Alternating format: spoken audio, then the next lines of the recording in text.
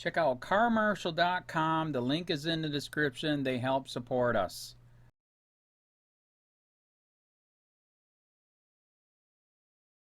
Department covering up details as cop charged with first-degree rape of disabled person. A sheriff's deputy has been charged with first-degree rape for sexually assaulting a person who was physically helpless, in his home. By Rachel Blevins, December 17, 2017.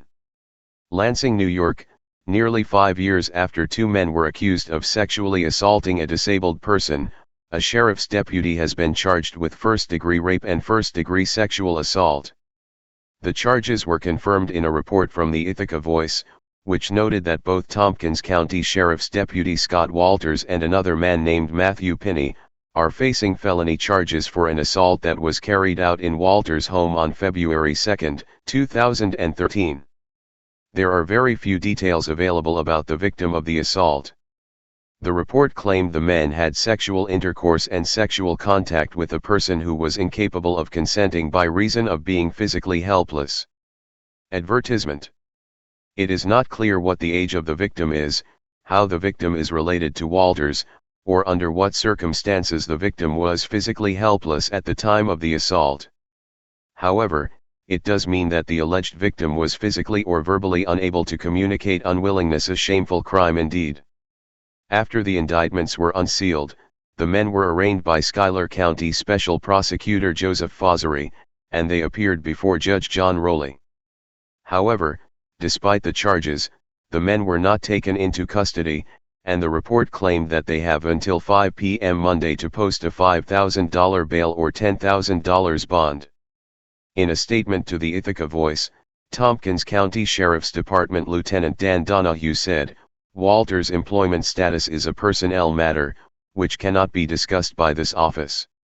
As this is not a Tompkins County Sheriff's Office case, the Sheriff's Office has been advised to refer all inquiries to Schuyler County District Attorney Joseph Fossery, the prosecuting attorney in this case. While the department appears to have worked overtime to conceal the details in this case, it is likely that Walters is currently on a taxpayer-funded vacation where he is suspended, but is still receiving his salary." Read more.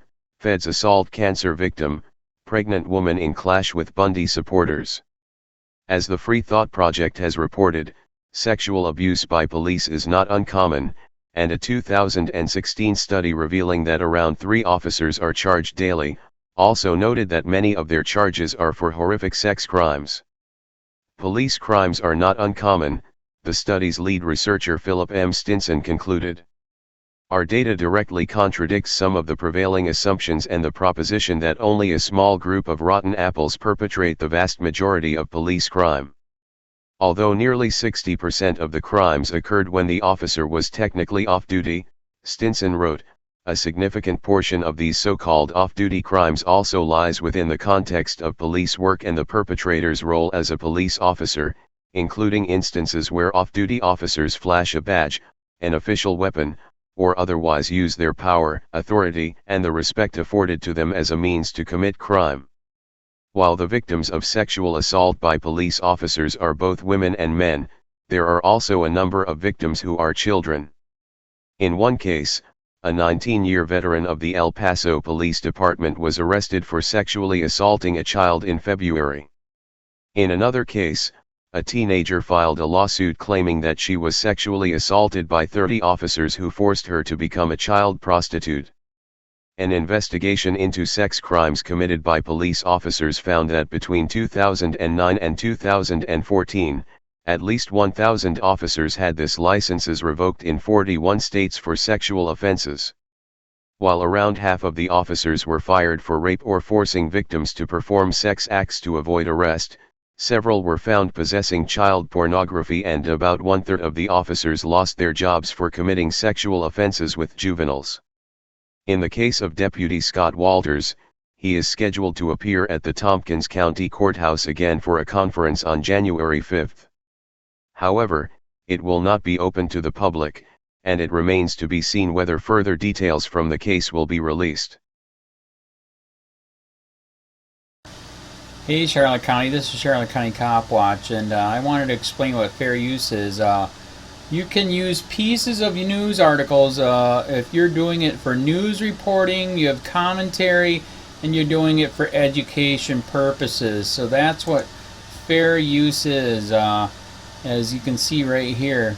Another reason why I wanted to make this video is to let you know I have just joined with Patreon. A nice thing with Patreon, I make no money on YouTube. They took the money away years ago. And so this is another way to give, and it's a nice thing too, because you can give monthly.